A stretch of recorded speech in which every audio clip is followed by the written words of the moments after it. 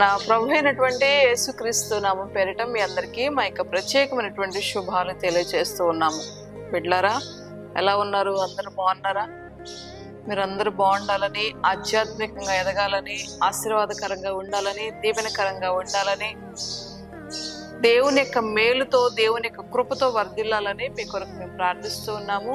మరి అంత శ్రద్ధగా మేము అందిస్తున్నటువంటి ఈ వీడియోస్ చూస్తూ ఆత్మీయంగా బలపరచబడుతున్న మీ అందరికీ మా యొక్క ప్రేయర్ లైఫ్ మినిస్ట్రీస్ పక్షాన మీకు శుభాలు, వందనాలు తెలియజేస్తూ ఉన్నాం. ప్రతిరోజు మేము అందించేటువంటి ఈ ఆధ్యాత్మిక కార్యక్రమాన్ని ఎవరైతే వింటున్నారో, ఈ మాటలు మీకు ఆశీర్వాదకరంగా ఉన్నట్లయితే, ఈ యొక్క మినిస్ట్రీ ద్వారా అందించబడుతున్నటువంటి ఈ మాటలు మీకు నచ్చినట్లయితే, మీకు దీవెనకరంగా ఆశీర్వాదకరంగా ఉన్నట్లయితే లైక్ చేయండి, షేర్ చేయండి, సబ్స్క్రైబ్ చేసుకోండి. ఈ విషయాలు మీకు నచ్చినట్లయితే మీ స్నేహితులకు కూడా ఈ విషయాలు మీరు తెలియపరచండి. మా మినిస్ట్రీని పరిచయం చేయండి, వారు కూడా మీలాగే దీవించబడతారు. దేవుడు మిమ్మల్ని అందరినీ దీవించుకున్నారు. బిడ్డలారా, ఈ దినం కూడా దేవుని యొక్క మాట మనం చదువుకుందామా? సరే, దేవుని యొక్క వాక్యంలోనికి వెళ్దాం. యెషయా గ్రంథము 55వ అధ్యాయము 8వ వచనాన్ని మనం చదువుదాం. మా తలంపులు మీ తలంపులు వంటివి కాదు. మనం ఎన్నో ఆలోచన చేస్తామండి, ఎక్కడెక్కడికో పరుగులెత్తుతా ఉంటాం, ఏదేదో ఆలోచనలు చేస్తూ ఉంటాం కదా. అలా ఉండాలి, ఇలా ఉండాలి, ఇటువైపు వెళ్ళాలి, అటువైపు వెళ్ళాలి, ఈ మార్గంలో వెళ్ళాలి, ఆ మార్గంలో వెళ్ళాలి, అది చేయాలి, ఇది చేయాలి, ఏదో హడావుడి చేస్తూ ఉంటాం కదా మనం. కానీ ఆయన అంటున్నాడు, మీ తలంపులు వేరు, నా తలంపులు వేరు, మీ ఉద్దేశాలు వేరు, నా ఉద్దేశాలు వేరు అంటున్నాడు అనమాట. మన వివాహమైన, మన గృహమైనా, మన ఉద్యోగమైనా, మన వ్యాపారమైనా, మనం చేసే చేతి వృత్తి అయినా, మనం ఏది చేస్తున్నామో ఒక సర్కిల్ లాగా చేసుకొని ఈ పరిధి వరకు నాకు చాలు అని మనం ఆలోచిస్తూ ఉంటాం అనమాట. చిన్న ఇల్లున్నా చాలు, చిన్న బండి ఉన్నా చాలు, చిన్న మందిరం ఉన్నా చాలు, చిన్న వాహనం ఉన్నా చాలు, ఏదో సింపుల్ గా చేసుకుంటే చాలు, సింపుల్ గా కట్టుకుంటే చాలు, సింపుల్ గా ఉంటే చాలు అన్నట్లుగా ఒక పరిమితి అనేది మనం పెట్టుకొని మనం ఆలోచిస్తూ ఉంటాం అనమాట. కానీ దేవుడు ఏమంటున్నాడు తెలుసా?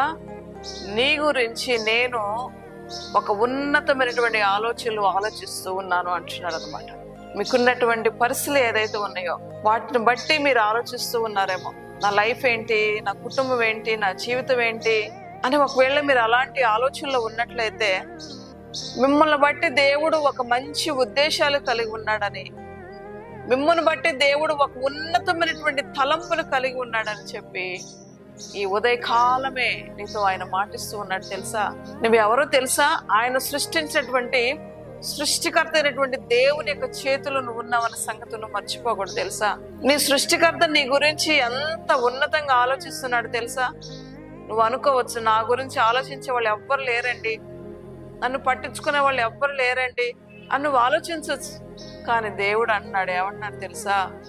ఎవరు ఆలోచించినా ఆలోచించకపోయినా, నీ గురించి ఎవరు తలంచినా తలంచకపోయినా, నీ గురించి, నీ కుటుంబం గురించి, నీ బిడ్డల గురించి, మొట్టమొదటిగా నీ గురించి నేను ఉన్నతంగా ఆలోచిస్తున్నాను అని చెప్పి మరొకసారి ఆయన నీతో మాటిస్తూ ఉన్నాడు. ఎవరు ప్రేమించట్లేదు, ఎవరు అర్థం చేసుకోవట్లేదు, ఎవరు పట్టించుకోవట్లేదు, నాకు పెద్దవారు ఎవరు నా వెనకాల లేరే, నా బంధువులు ఎవరు లేరు కదా, ఉన్న నా గురించి పట్టించుకోవట్లేదు, నా అన్నదమ్ములు పట్టించుకోవట్లేదు, నా అక్క చెల్లెలు పట్టించుకోవట్లేదు అని ఒకవేళ నువ్వు ఆలోచిస్తూ ఉన్నట్లయితే, ఉదయకాలమే ఆ పరిశుద్ధాత్మ దేవుడు నీకు మాటిస్తూ ఉన్నాడు. బిడ్డలారా, నేను నిన్ను పట్టించుకుంటాను, నేను నిన్ను ఆశీర్వదిస్తాను, నీ గురించి నేను ఒక ఉన్నతమైనటువంటి ఆలోచనలు, తలంపులు నేను కలిగి ఉన్నానని చెప్పి ఆయన నీకు మాటిస్తూ ఉన్నాడు. బిడ్డలారా, నువ్వు చిన్నది ఆలోచిస్తూ ఉండొచ్చేమో, నాకు ఇది చాలు ప్రభువా నువ్వు అనుకోవచ్చేమో. కానీ దేవుడు నీకు పెద్ద వాటిని ఇవ్వాలని ఇష్టపడుతూ ఉన్నాడు, నిన్ను ఉన్నతంగా చూడాలని ఇష్టపడుతూ ఉన్నాడు, నీకు శ్రేష్టమైనవి ఇవ్వాలని ఇష్టపడుతూ ఉన్నాడు, నేను బహుగా దీవించాలని ఇష్టపడుతూ ఉన్నాడు. తెలుసా? దావీదుని దేవుడు ఎలా ఆశీర్వదించాడు? గొర్రెల దొడ్లో ఉన్నటువంటి దావీదుని తీసుకెళ్లి సింహాసనం మీద అధిష్ఠింపు చేశాడు దేవుడు.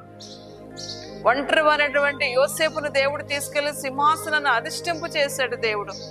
బానిసత్వంలోనికి వెళ్ళినటువంటి దానియేలుని తీసుకొని వెళ్ళి ప్రధానుల్లో ముఖ్యమైనటువంటి ప్రధానిగా దేవుడు చేశాడు. ఎవరూ లేనటువంటి అనాథగా ఉన్నటువంటి ఎస్తేరుని తీసుకెళ్ళి ఒక రాణి హోదాలో దేవుడు నిలబెట్టాడు. తెలుసా? వారు అనుకున్నారా నేను ఇలా ఉంటానని?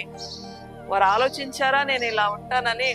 వారు ఏనాడైనా వాళ్ళ తలంపులోనికి వచ్చి ఉంటుందా నేను ఈ స్థానంలో ఉంటానని చెప్పేసి? ఎప్పుడు ఆలోచించరండి.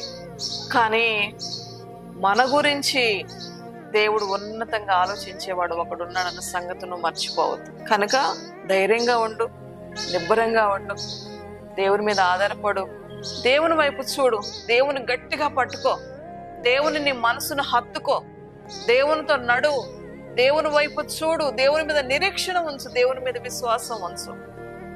గొప్ప వాటిని ఇవ్వటానికి, గొప్ప తలంపులు కలిగి, గొప్ప ఉద్దేశాలు కలిగి నీ పట్ల ఉన్నాడన్న సంగతిని మర్చిపోవద్దు. సరేనా? ప్రార్థన చేసుకుందాం. ప్రేమ కలిగిన మా తండ్రి, దయగలిగిన యేసయ్యా నీకు వందనాలు. ఈ మాటలు విన్న బిడ్డలందరినీ దీవించండి ఆయన. ఈ మాటలు విన్న వారందరినీ ఆశీర్వదించండి ప్రభా. ఒక్కొక్క వ్యక్తి పట్ల ఒక్కొక్క ప్రణాళిక, ఉద్దేశాలను కలిగి ఉన్నావు ప్రభా. అయ్యా, అట్టి వారందరినీ మీరు బహుగా దీవించమని వేడుకొంచున్నాను.